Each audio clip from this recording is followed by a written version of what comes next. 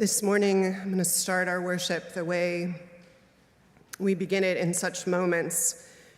We got word this week from his husband that John H. Simons Jr., who had been attending this church for 30 years and knew it as his spiritual home, a place where his husband said he found the community the most uplifting in his life, so much so that he had remembered the church along with two other organizations in his bequests, that he was out riding his bicycle and was struck by a car and passed away.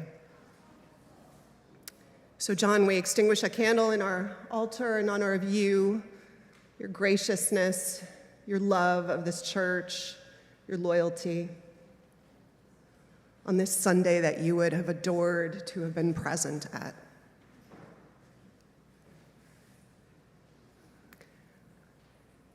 So good morning. Starting worship this way is more appropriate than maybe we realize at first, but you will by the end of service. You will. I'm Vanessa Southern. I'm the senior minister of this congregation, and I'm here with Laura Shennum, our minister of congregational life, and Richard Davis-Lowell, our worship associate. In our bonnets, well, they are. Mine keeps falling off, and it didn't seem like I should wear it for the opening extinguishing, but it's great to see all of you here with your bonnets. Don Williams, I went to visit him, and he knows, and so did you. He knows that the bonnets are out, and I sent him a picture of them laying out at the table, and I hope that, Galen, you will capture lots of bonnet moments for us to share with him and David as we celebrate this Easter in high style. If you have bonnets you want to donate to the collection, please do. We'll put them out next year. I want to thank everyone who is making this Sunday possible. Jackson Munn, is that you? I don't have my distance glasses up in the chancel, and of course, our beloved Jonathan Silk. And we've got Santana monitoring chat, so those of you who are on Livestream, if you have any questions, Santana should be able to answer them for you and help you find your way, get an order of service, which I hope you have. I want to thank our flower team, our beauty squad. Judy Payne is listed, but there are others on that community that make our chancel look gorgeous every year, and the Easter lilies this morning are just stunning.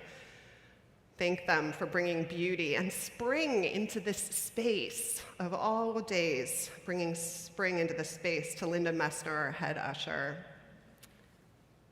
And especially this Sunday to our musicians, to Reiko Oda Lane, our organist, and Jason Park, who is with her in trumpet, and both of them in bonnets. If you turn around, you might be able to see.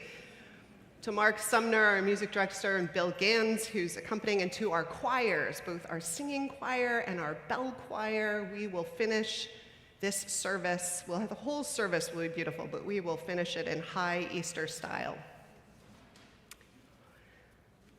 I want to point out that this is the first Sunday where masking is not required, though of course you are welcome to wear masks as you feel comfortable, so it feels like a particular Easter Sunday.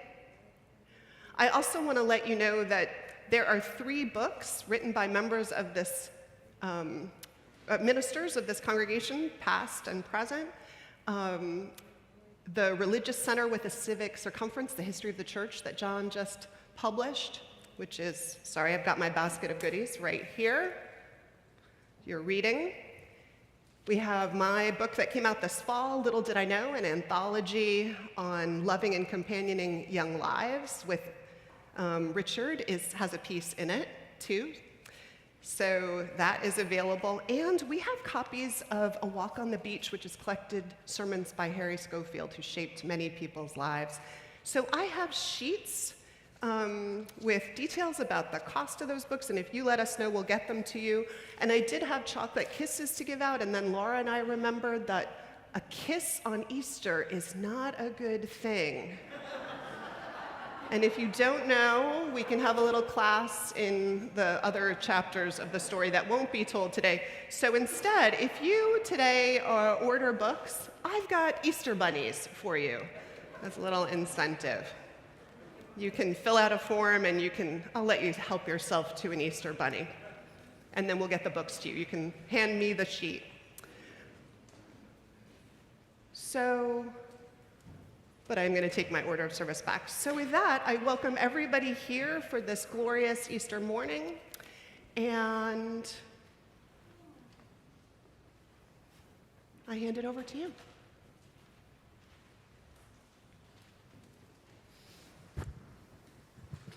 We will now light our chalice.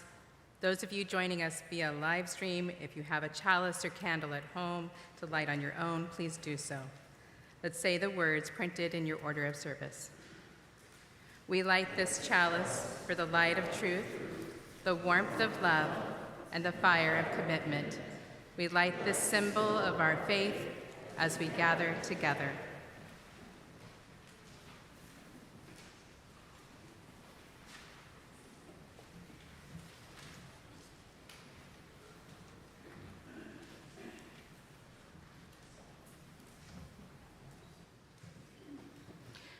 Please rise in body or spirit as you are able to sing together our opening hymn, number 270, found in our gray hymnal, O Day of Light and Gladness.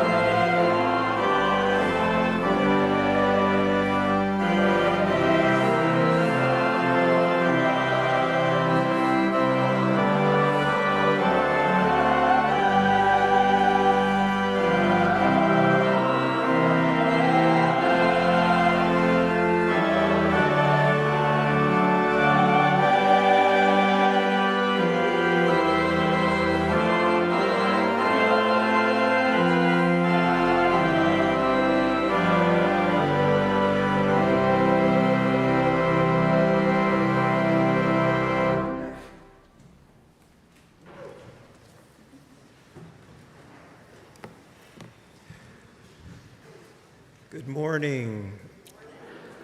I'm Richard Davis-Lowell, and if this is your first time watching, thanks for joining us. You can be emailed our weekly newsletter, The Flame, and receive the link to our order of service, to our Sunday live stream, if you fill out one of our connections forms. The connections forms are found in the pews in front of you and on the welcome table outside the sanctuary, or available through a link in our order of service or in the video description of our service. Before a few announcements, I'd like to invite up Dolores Perez Hilbron and David Hilbron, our annual giving co-chairs this year, to share an update.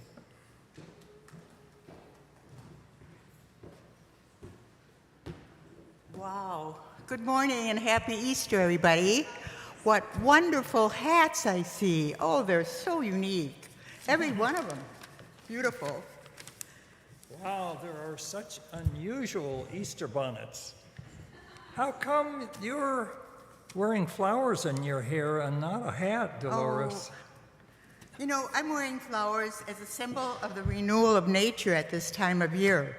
Speaking of which, one reason I support this Unitarian Universalist community is that we can each interpret holy and celebrate holidays according to our own personal beliefs. And remember this song? When you come to San Francisco, be sure to wear a flower in your hair. I'm glad you all remember that. Right. And today, we not only celebrate new life and springtime, but we are grateful to report the latest on the pledge drive. As of Friday, we have reached a total of $511,413 with 131 households pledging and about 100 remaining to pledge. So it's looking good. We want to thank everyone, our members, visitors, and new friends for contributing to the work of this community. It's not over yet, but we have a good running start. That sounds wonderful. In a week or so, we will celebrate the new banners, which will proudly identify our UUSF buildings. The final designs are posted out in the gallery, and the banners will be raised quite soon. We'll let you know about it. Also, last week after service, a couple of folks wanted to pledge and ask us if we had forms, which we did not have. Today, you can get pledge forms in the office and leave them there when they are completed. Thanks again, and let's make this a banner year.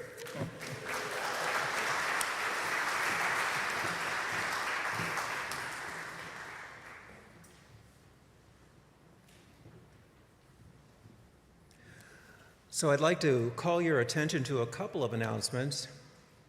First, to let you know that there will not be a coffee hour after service today.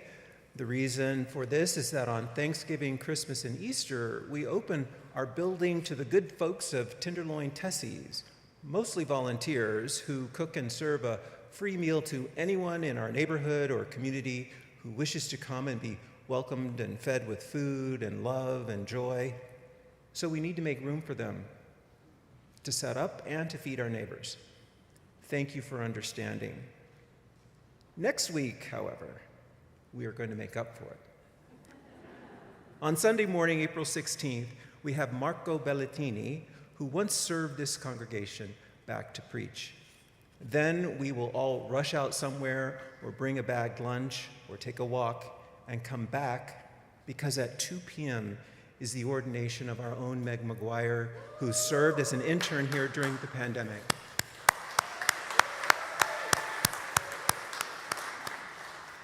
Meg will be joined by members of the Columbus, Ohio congregation where she grew up, both in person and online, and members Judy Payne and Luann Wien and Ben Bear are planning a gorgeous reception afterwards. It's like old school church, all day, nonstop, soul feeding. So everyone come and stay. The order of service lists our upcoming events and links to opportunities to connect. Please engage in any or all that are of interest to you. Welcome, everyone. It's so great to see you. So let's take a moment and greet each other. We'll hear a musical cue when it's time to gather again.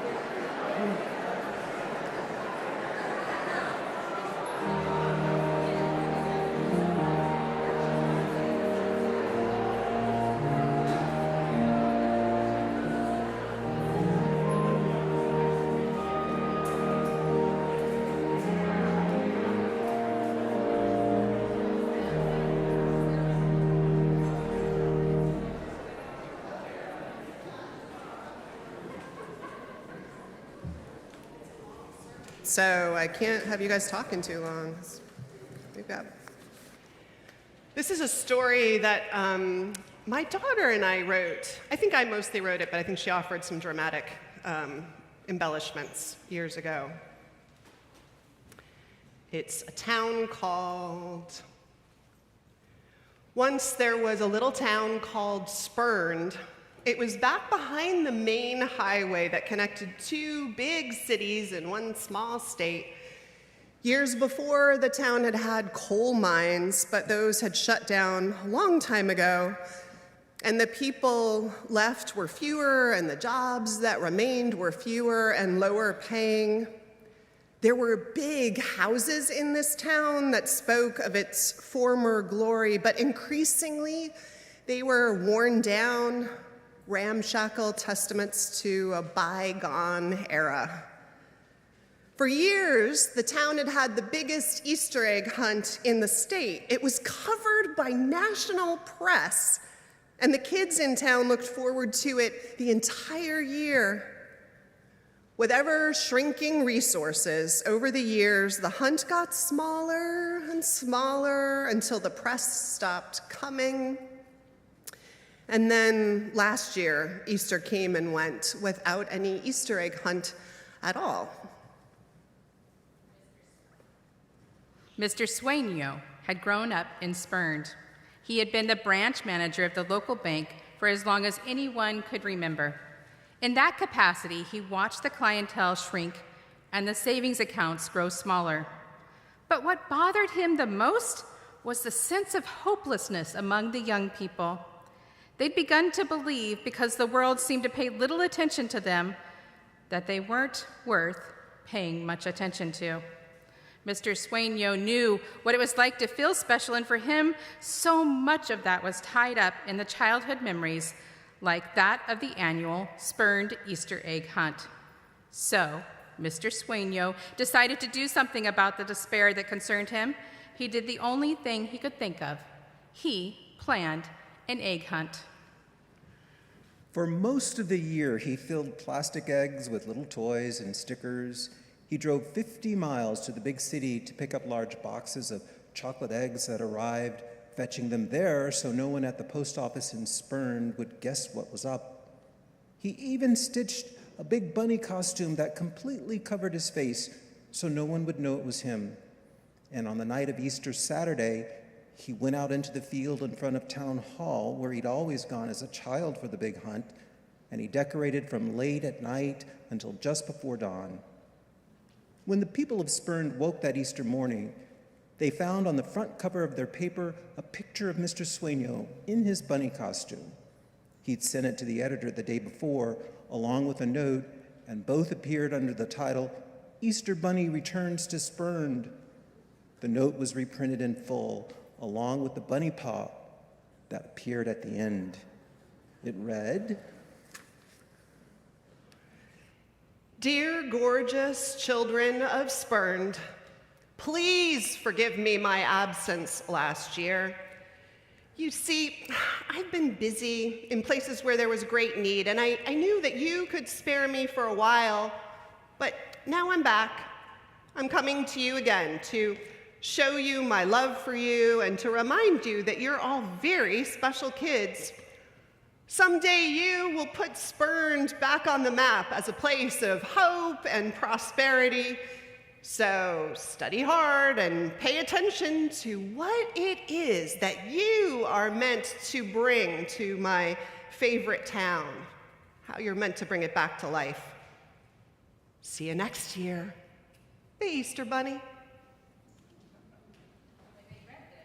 The kids and their parents rushed down to the town square, and those parents who remembered the Easters from their childhoods held the children at bay until 10 a.m. when the fire department blew its whistle, as it always had on that day.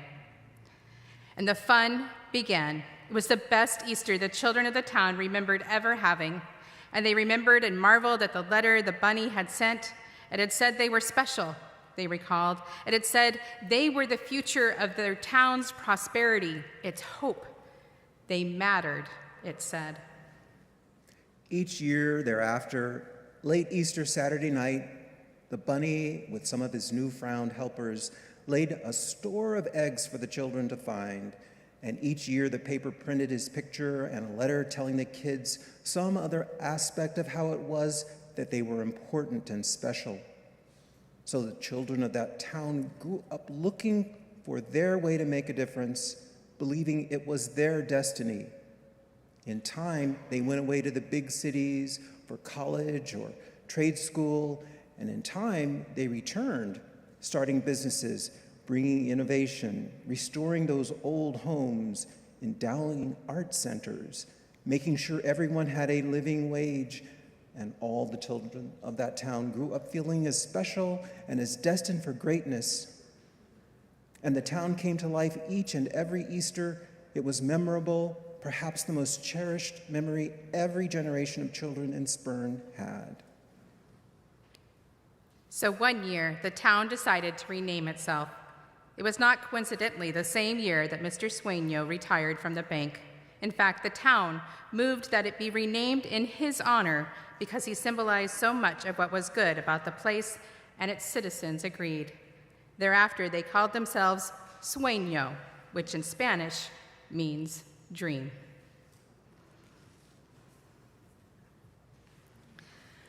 The words of our covenant are some of the promises we make to one another about what it means to commit to being in community, this community, together. I invite you to say them with me. Love is the spirit of this church, and the service is its prayer. This is our great covenant, to dwell together in peace, to seek the truth in freedom, and to help one another.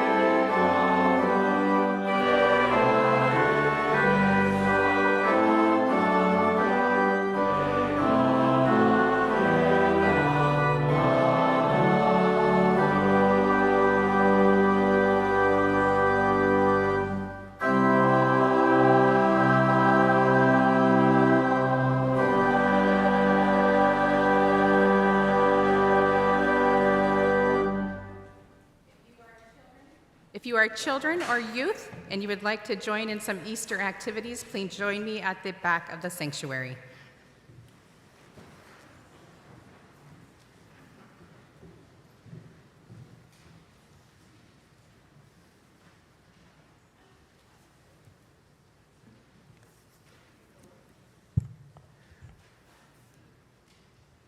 Heavenly Parent, please guide my thoughts, words, and deeds as I try to figure all of this out on my own. I know you're there for me. I feel you. I need you in my life, and I'm trying to be closer to you. But it's hard. Sunrise, sacrifice, redemption, resurrection, those themes define or describe Easter for me. They always have, and they merge this year in the trifecta of Passover, Ramadan, and Easter.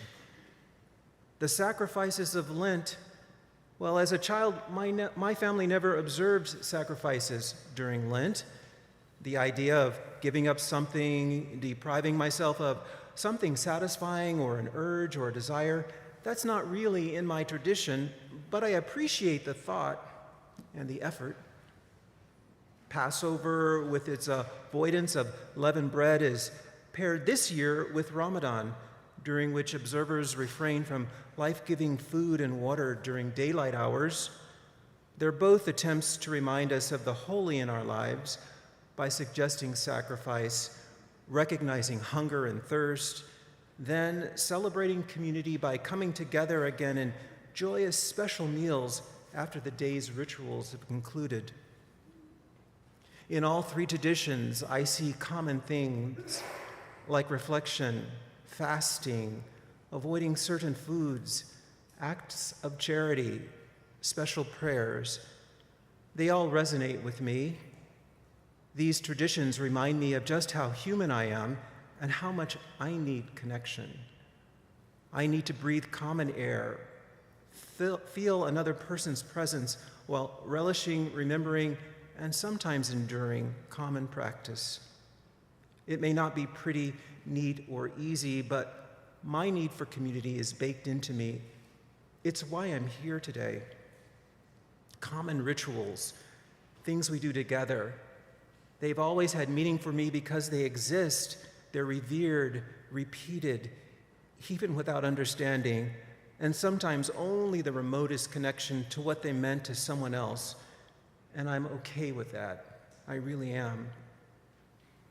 A few years ago, I got my first ashes on Ash Wednesday. Not being Catholic, I wondered for a minute if I should, but as I contemplated the act, I recognized and appreciated the longing I had for the presence of the sacred in that act, sublimating my own desires, thoughts, and needs to that moment when a priest, someone who has dedicated their lives to the sacred, put their soot-smudged thumb on my forehead and uttered a blessing.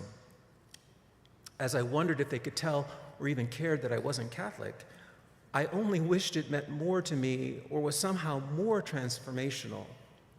I remember appreciating the moment for what it was, a tangible expression of my search for meaning and the sacred in my life.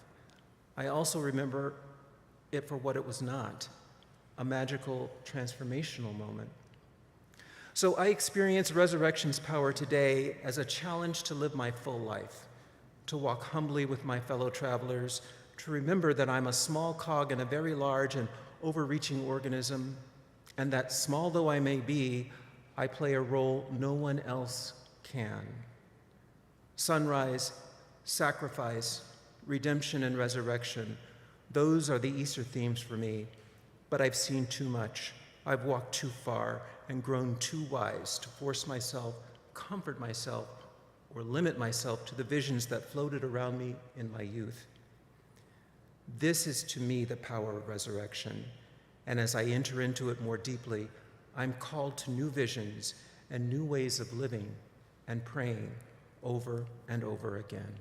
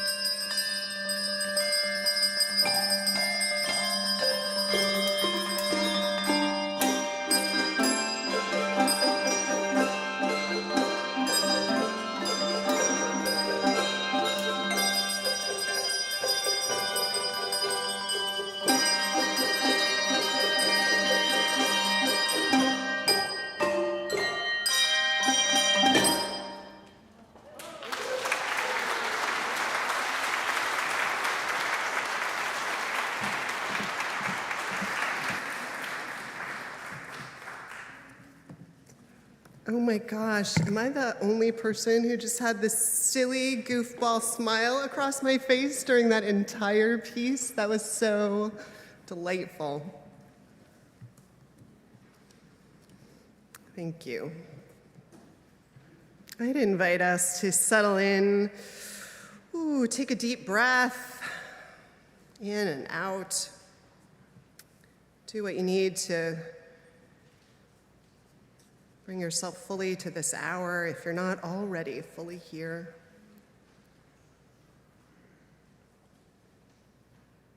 And let's take a moment for some meditation and prayer together.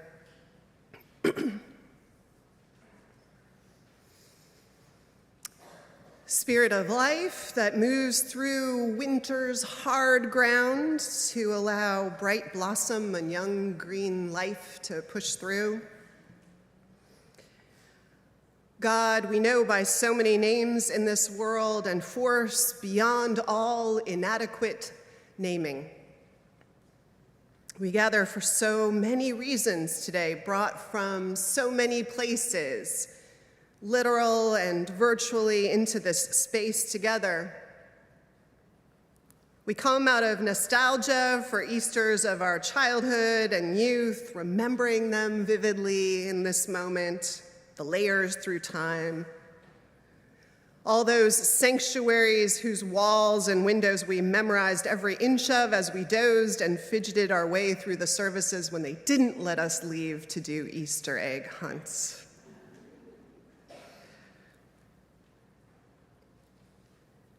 We come because we cannot imagine, some of us, Easter without church, without hearing again the stories that we know by heart, singing hymns filled with soaring alleluias, sitting beside people we love and those we've never even met, but in that great cry of rejoicing and hope that connects us, despite all apparent differences. We come because we need a little grace in our lives, a little inoculation against cynicism and loneliness and despair. Some of us came because someone dragged us here, or were with someone who was kind enough to let themselves be dragged. Maybe some of us even are here by accident, thinking they were headed somewhere else, not realizing it was Easter. Maybe we're here for the very first time ever. But here we are, the gathered, the faithful and the doubting, the seeking and the sought, the ones who are known and the ones seeking desperately to be known. Here we are, some of us with hearts so wide open that the whole world could fit inside, and some days feels like it is, and others whose hearts are closed so tightly and have been for so long that we wonder if they can open up again. But we bring that wondering and hope to this moment. Here are gathered the perfect and the broken, the wise and the hopelessly, gorgeously naive, the healthy and the ailing, brought to this altar that is every week of our own making.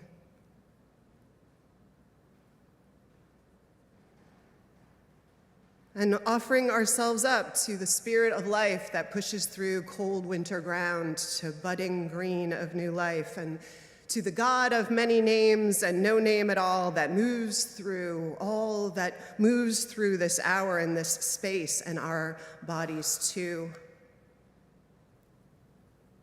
And this morning we ask that all that is dead in our lives be raised up, and all that is entombed in us and the world be set free, and all hearts be opened, and all lives be reanimated to trust, to rejoice, to delight, and then to remake the world in that spirit. For these and all the prayers we bring to this gathered moment, this gathered body in this hour, we pray. May those meditations of our hearts and those prayers we whisper be heard and healed and responded to. Amen.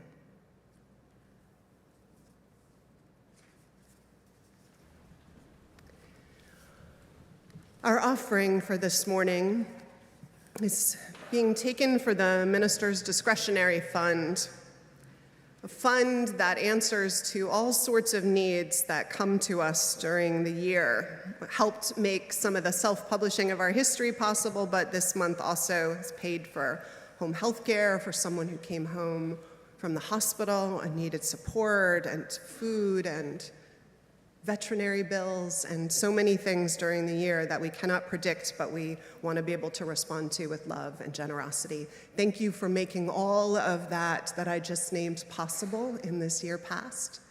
And this offering will help make possible what we do not yet know will come our way, that we can minister to it with generosity and love. Thank you for your gifts.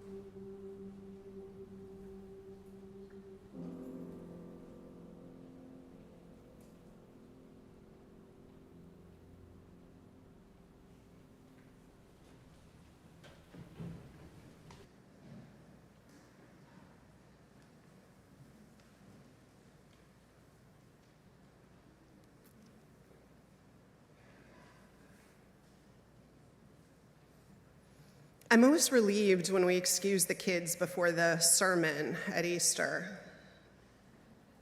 I'm actually scanning for children.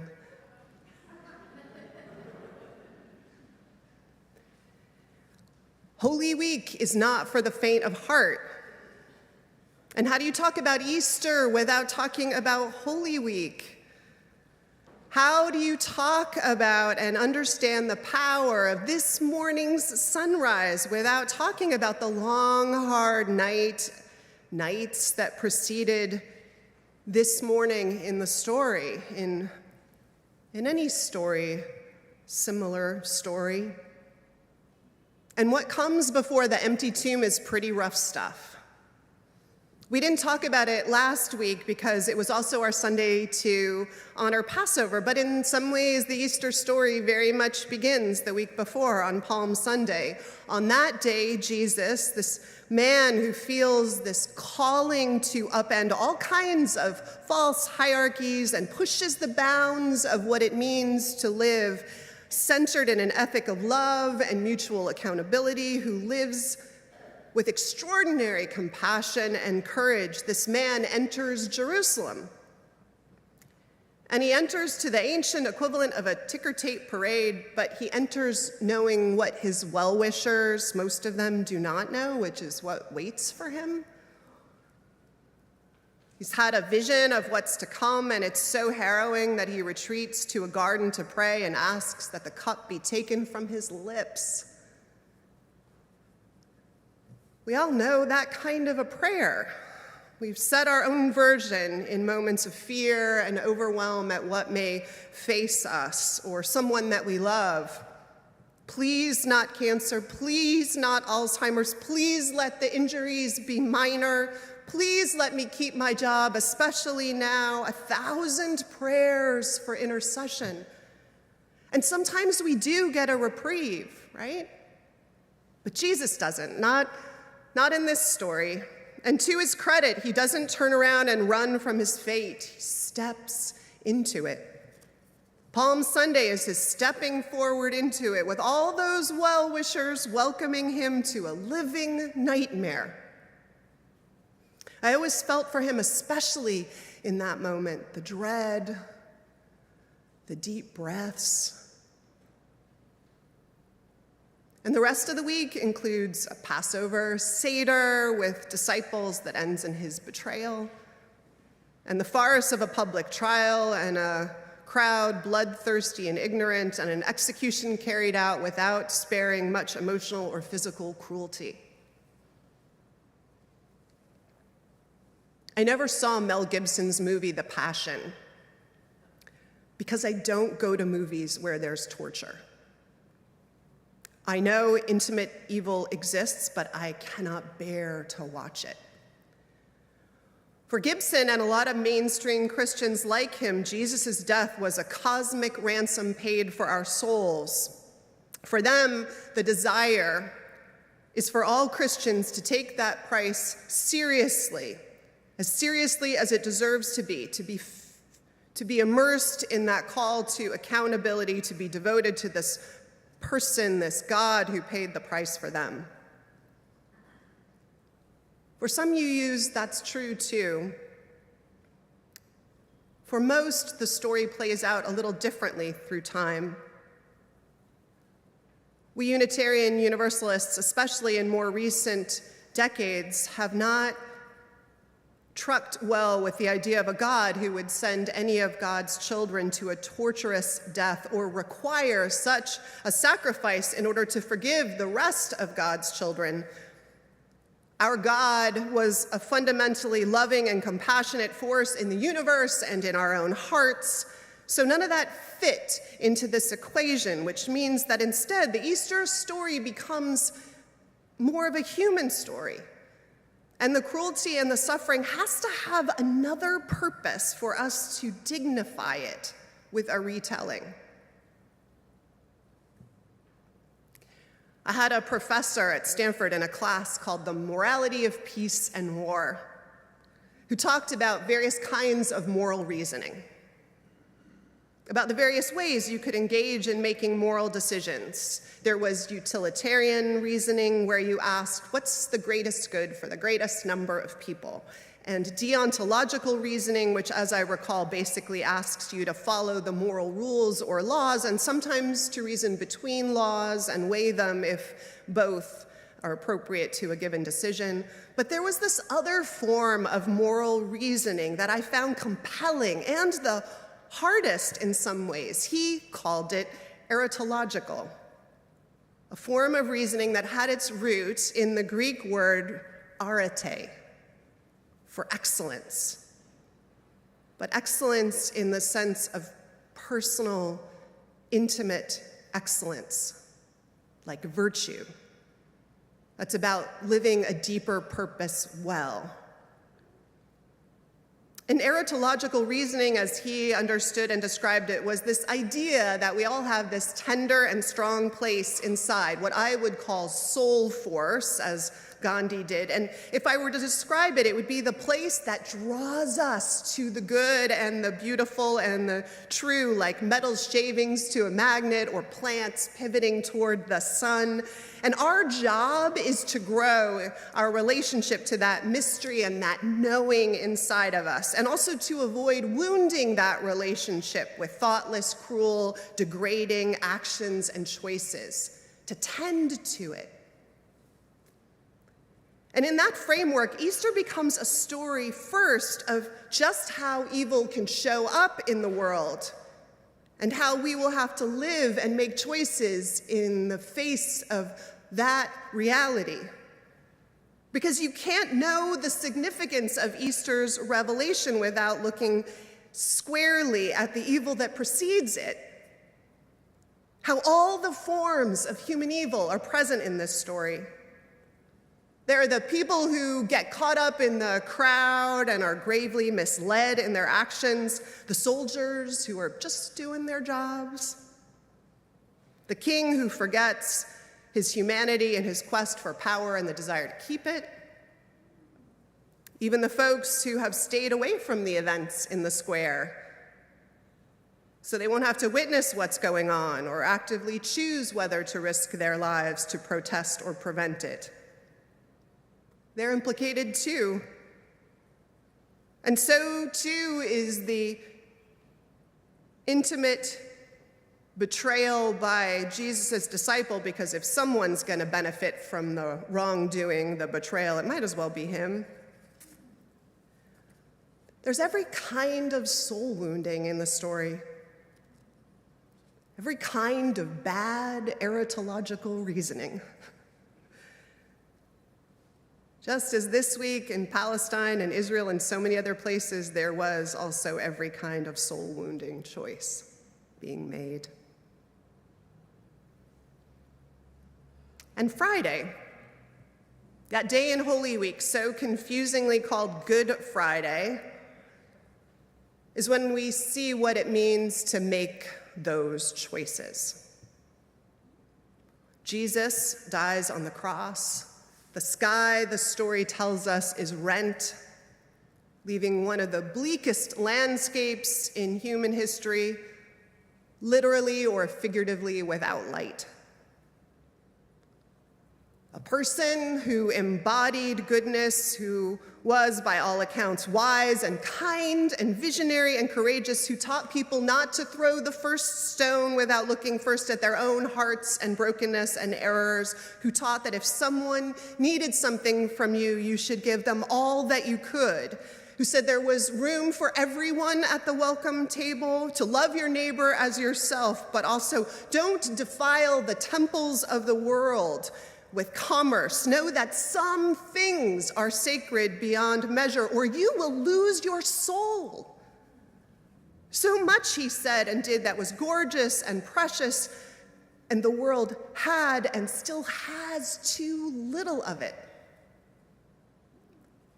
And it was taken away, all of that, in the most cruel and heartless ways, and everyone who was there or near enough by that they could have done something and didn't was complicit in the story and how it ends. The way we are all often complicit when evil happens. when it's allowed to. And you and I know that these stories happen all the time, and not just in the Bible, right? My best friend's parents lost half of their family in the Holocaust, both of them.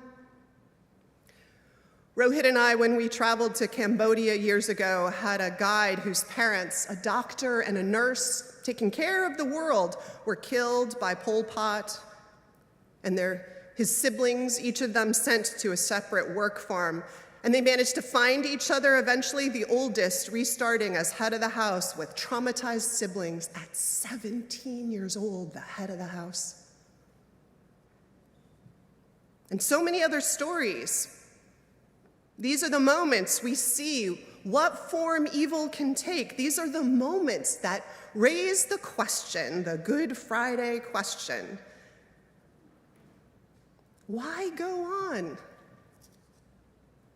In such a world, why go on? But this is where Easter begins. Growing up, whenever I would get despairing about something in my life, my mom, who's lovely and super kind, would tell me, despair is a good thing. Because, she said, because only when you feel despair sometimes are you willing to do what you have to change the thing that's breaking your heart or making your life a misery. Despair clarifies the choice point like nothing else. Because in a world where you and I are despairing, we are despairing because it looks like evil or hopelessness has triumphed. Because you, like the women who stood, the women who stood at the base of the cross in the story, simply to witness and be present, powerless but present. Because in one of those moments, we have lost everything we loved most. And in that moment, it can look like Pontius Pilate and the false leaders of the temple and human depravity have won. And it can look like they crushed a movement and killed a man so sweet he seemed made of different stuff than you and I. And it's the same way life must have looked in all despairing moments through history, or right now in America if you are a child or a parent sending your kid to school in a world that is more in love with their guns than the mental health and safety of our children. Or in America right now where if you're a woman who needs an abortion for all the reasonable reasons to want freedom and control over your body and your destiny but can't get one. Or in America now, if you are someone born into a body that doesn't feel like the right one for you, and every day you're trapped in that body, and other people want to trap you in it forever, and that makes life unlivable for you. Why go on? These are the moments that Easter speaks to. These are the moments, the hardest ones, when we have a story and the choice it reminds us of. To give evil a victory, it's victory to let the grave claim everything we love and hope for and believe in and surrender, or to begin to do what we can, which this Easter morning in the story was those Marys, the three of them who are named at the base of the cross, who arrive as soon as they can, as soon as the Sabbath bands are lifted with sunrise to wash and prepare the body of Jesus for proper burial, this act of love and devotion and tenderness and loyalty, because it's all they can do to speak of love right now. So they'll do just that. And what they find, whether you believe it literally or as a metaphor, is an empty grave. And two shining figures, the story says, who say that the grave is not the end of the story.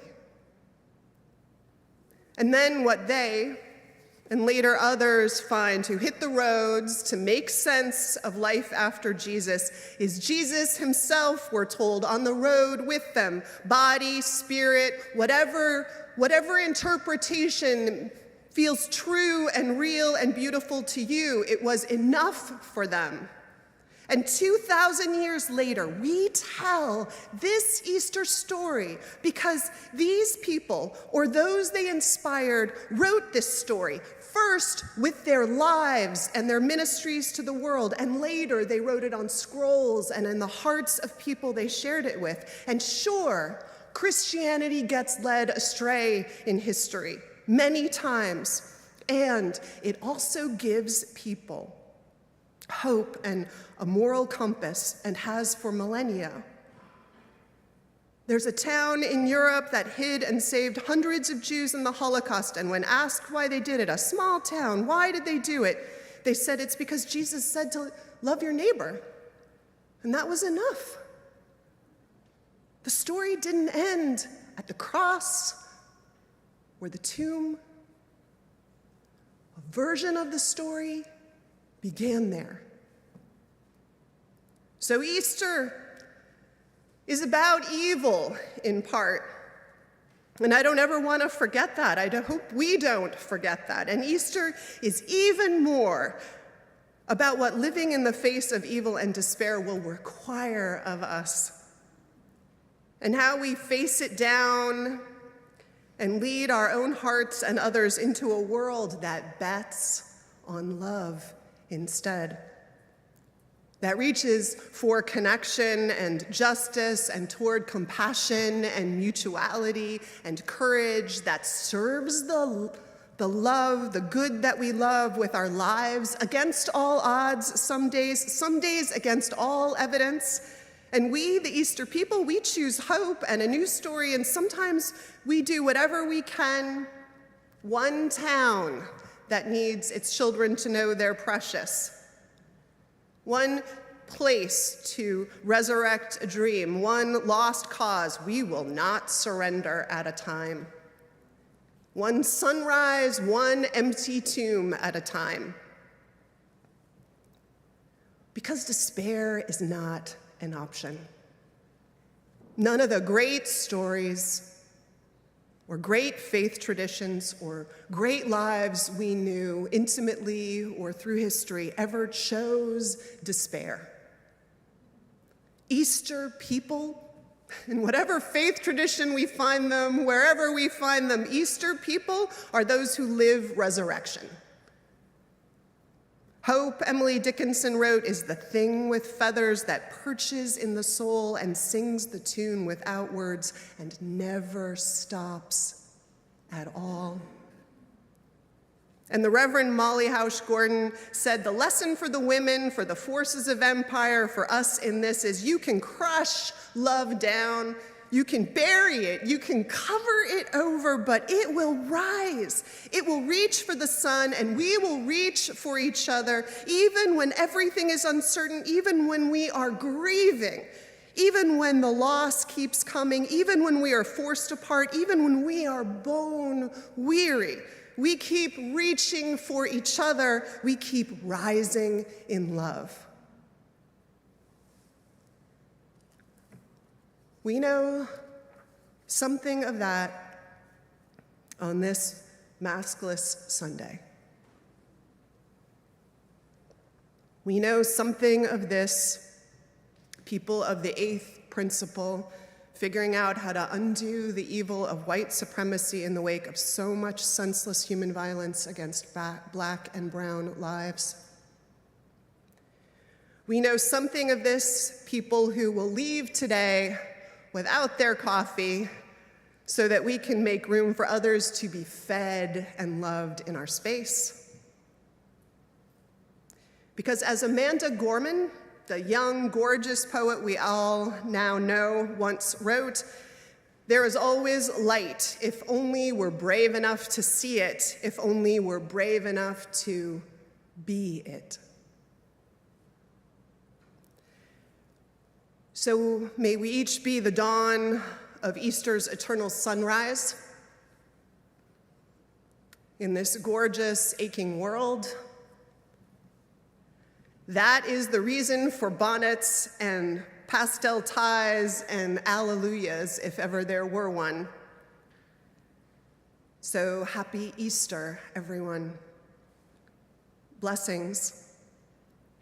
And a life resurrected from any places it's entombed, and a love taking hold of us so big and bold and unstoppable, it resurrects the world around us be ours. Happy Easter, everyone. Amen.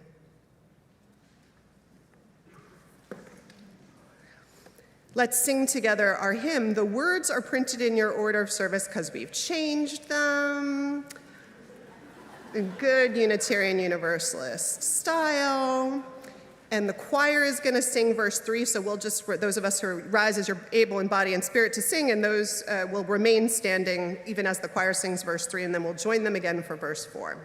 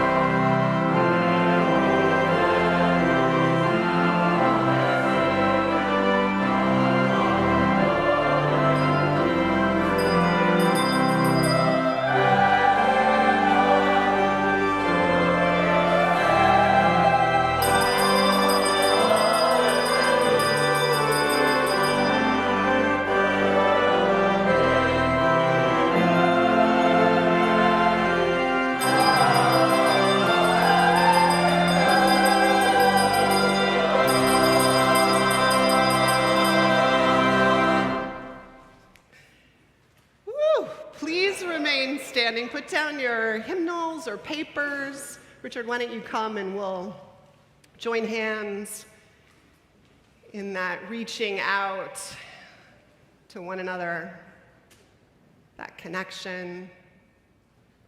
That's part of how we resurrect life in this world.